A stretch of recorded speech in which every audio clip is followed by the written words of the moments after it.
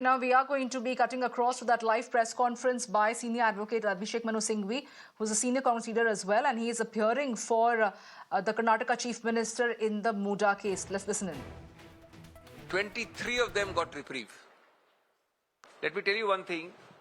आपको बताया जाता है कि बहुत कम ऐसे केस हैं जो राजनीतिक लोगों को इन्वॉल्व करते हैं. ये मिथ्या प्रचार है. ये अश्वत्थामा हथो वाली आधा सच है. ये बात सही है कि जो पूरे सामूहिक केस हैं ईडी के, उनमें राजनीतिक केस कम होते हैं, लेकिन ये प्रश्न सही नहीं है. प्रश्न सही है कि जो राजनीतिक केसेस हैं उसमें विपक्ष के विरुद्ध कितने हैं और सत्तारूढ़ के विरुद्ध कितने हैं. आपको आंकड़ा मिलेगा 95% प्लस विपक्ष के विरुद्ध है.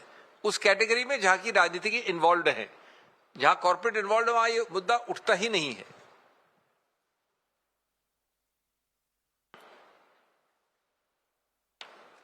दोस्तों, आपको यह भी पता होना चाहिए कि इसमें अलग अलग तरह के सभी कैटेगरीज हैं.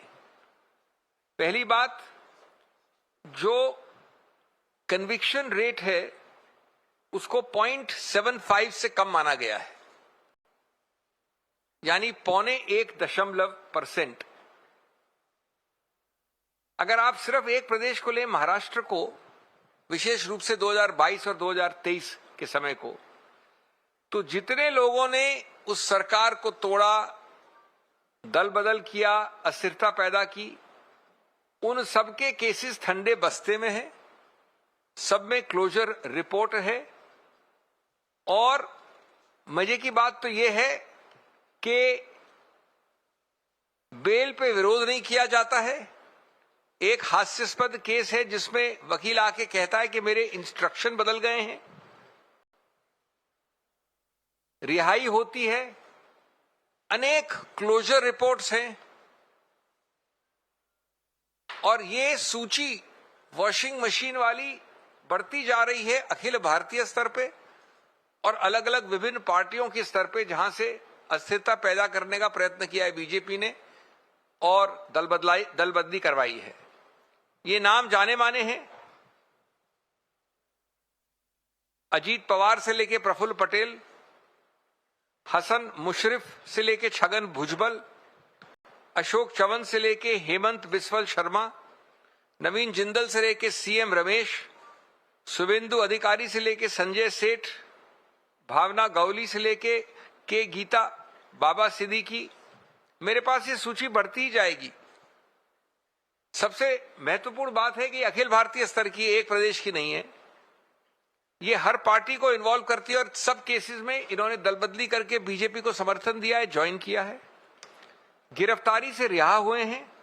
अगर बेल लेनी है तो बेल विरोध नहीं किया गया है. क्लोजर रिपोर्ट पास की गई है. और पीएमएलए जैसे में या ईओडब्ल्यू के सब केसेस हैं. और इसी सूची के साथ एक दूसरी बढ़ती हुई सूची जोड़ लीजिए. वो सूची भी बढ़ रही है दूसरी दिशा में. जो मुख्यमंत्री चुनावित हो जाए, जैसा मेरे मित्र ने कहा, जो प्रदेश में चुनाव हो जाए, जो जनादेश पा जाए, तो कभी अरविंद केजरीवाल, कभी हेमंत सोरेन, बाकी आप जानते हैं उप मुख्यमंत्री से लेके मनीष सिसोदिया, संजय सिंह, सत्येंद्र जैन. राजस्थान में अस्थिरता पैदा करनी है तो रेड करवाई थी उनके मुख्यमंत्री के लड़के के यहां.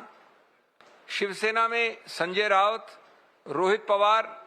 ये सूची भी उतनी ही लंबी है दूसरी दिशा में. अब मैं आपको बताना चाहता हूं, तीसरा जो एक संदर्भ है कि सिद्धरामैया केस जो है, ये केस पीएमएलए का एफआईआर नया दर्ज हुआ है. आपको सबको मालूम होना चाहिए कि पीएमएलए एक अलग ऑफेंस होता है. पीएमएलए उस प्रकार का ऑफेंस है, उदाहरण दे रहा हूं कि मैंने किसी का खून किया तो वो खून जो है वो सीबीआई ऑफेंस होता है, पीएमएलए ऑफेंस नहीं होता है.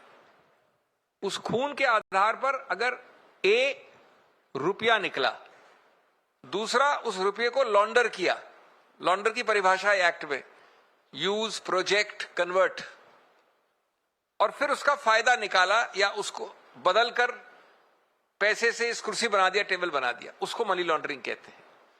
तो वो बात एक अलग ऑफेंस है, अलग एक्ट है, उसको अलग रूप से प्रमाणित करना होता है। मैं उदाहरण देता हूं कि अगर किसी के घर से कुछ क्राइम करके रुपया अपने घर में बिस्तर के नीचे दबा देता है, वो मनी लॉन्ड्रिंग नहीं होता है। वो क्राइम जरूर होगा, चोरी चकारी, 420, मारधाड़, वो क्राइम होगा, लेकिन मनी लॉन्ड्रिंग नहीं होता है। तो इस केस में ये इसलिए कह रहा हूं मैं कि अभी सैंक्शन मिला गवर्नर का, और उसके बाद जो उच्च न्यायालय का जिसमें मैं पेश हुआ निर्णय, अभी हफ्ता 10 दिन भी नहीं हुआ है, 4-5 दिन हुए। तो जब उस सैंक्शन को उच्च न्यायालय ने सही माना, जिसकी अभी अपीलें वगैरह निलंबित होंगी, आगे चलेंगी, तो इतनी जल्द यानी 1 हफ्ते से कम में ईडी ने कहां से कैसे इन्वेस्टिगेट किया कि मनी लॉन्ड्रिंग हुई है? ऑफेंस तो प्रिवेंशन ऑफ करप्शन एक्ट का है ना, आरोप है, ऑफेंस नहीं है, आरोप है। वैसे उस आरोप के कुछ आपको तिथियां याद रहनी चाहिए। 1992 में वो लैंड को लेने का एक्विजिशन हुआ था, 92 में।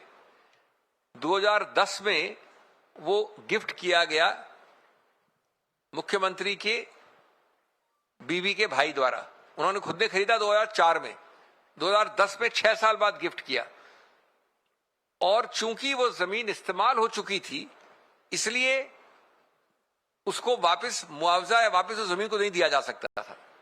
तो मुआवजा के रूप में दो तिथियां हम नोट करें। 2020 में कहानी शुरू हुई है, नोटिफिकेशन 1992 का। 2020 में वो मुआवजा के रूप में 900 लोगों को, जिसमें मुख्यमंत्री की बीवी शामिल है, प्लॉट्स दिए गए मुआवजा के रूप से 2022 में। रोचक बात यह है कि 2022 में वो एमएलए थे, न नेता प्रतिपक्ष, न मुख्यमंत्री, न उप मुख्यमंत्री। और उसकी फिर सेल डीड कराई गई 2022 में इन प्लॉट्स की, जो मुआवजे में मिली। उस वक्त वो नेता प्रतिपक्ष थे। तो इस मामले में, जिसमें कि 1 हफ्ते पहले उच्च न्यायालय का निर्णय आया है, उसके बाद जो मेन, जिसको प्रेडिकेट ऑफेंस कहा जाता है, उसकी एफआईआर बनी है 4 दिन पहले या 5 दिन पहले। तो मेरा सीधा प्रश्न है पीएमएलए से कि माननीय पीएमएलए, ये आपने तहकीकात 3 दिन में कैसे कर ली कि रुपया आया? रुपया के तो कहीं प्लॉट से सामने प्लॉट्स दिए हैं, प्लॉट तो पकड़ सकते हैं, आप देख सकते हैं।